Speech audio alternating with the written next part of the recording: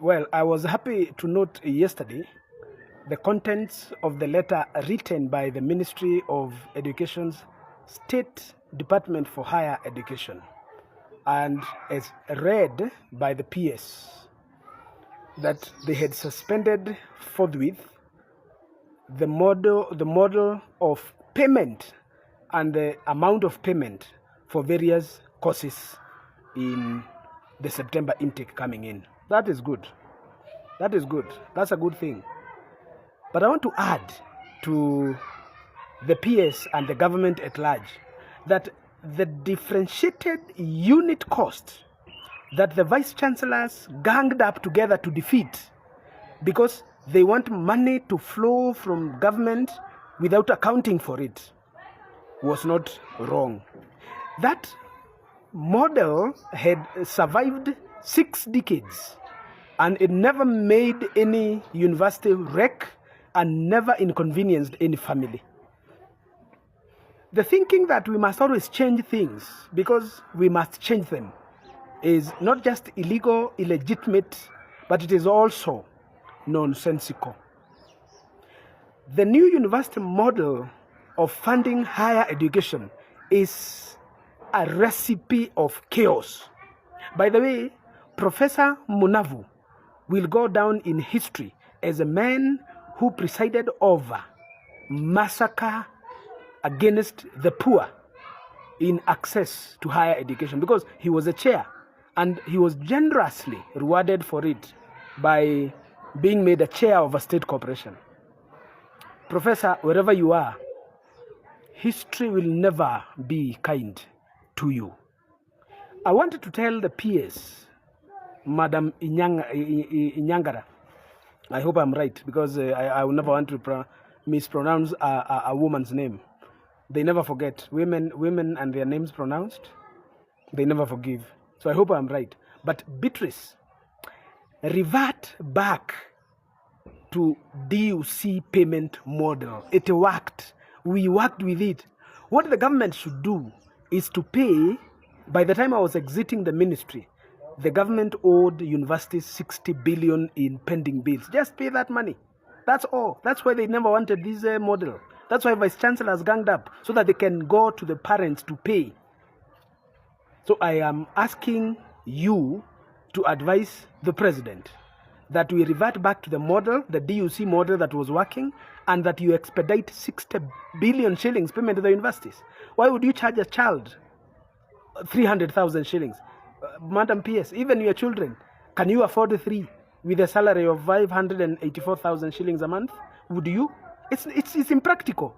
This is genocidal when it comes to education access for our children. So I'm here this Sunday to, 1, congratulate you, 2, herald the government for listening. Number 3, ask you to allow your advice to be applied retrospectively. The students who are coming in September that you have just come in to save will be saved. Thank you.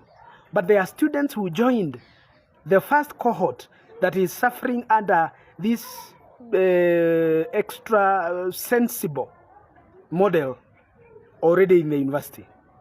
Ask the universities to drop and readmit the fee structure to that class that was there. Their parents hardly can manage. They haven't even paid that money. We must afford, if nothing else, to the poor, education. We must afford the poor education for their children. If I became president today, of course I'm not becoming president now, but if I became today, I would close my eyes and mobilize parliament, and even if it would take 500 billion shillings in terms of university funding, I would make higher education free for all. This is what is happening in Finland. This is what is happening in Scandinavia. Already, higher education in the West is highly subsidized. Let us not punish the poor by ensuring we are putting bottlenecks against the access to education. If we cannot afford them good health care, I pray that traditional herbalists will take care of them and midwives will bring the children out of their mother's wombs. Yeah, but education, government has a moral, legitimate and posterity obligation to afford. If we don't afford this, already we will create a society of unequals, we will destroy the egalitarian spirit, and those who manage to go to school shall automatically become enemies of those who never went to school. May my Republic of Kenya, guided by the access to equal opportunities for every child born, in Article 10's values and national values of our nation,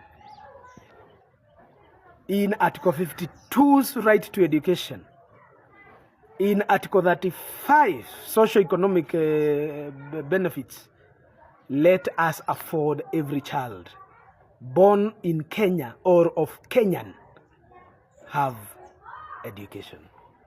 If we can manage this, we shall have a country tomorrow. If we cannot, signs are already in the air that we can go really quick down the aisle of destruction.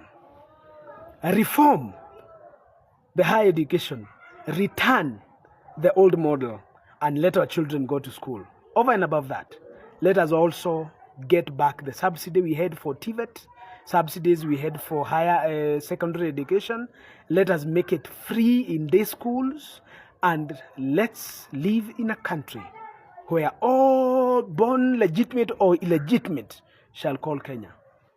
Adieu.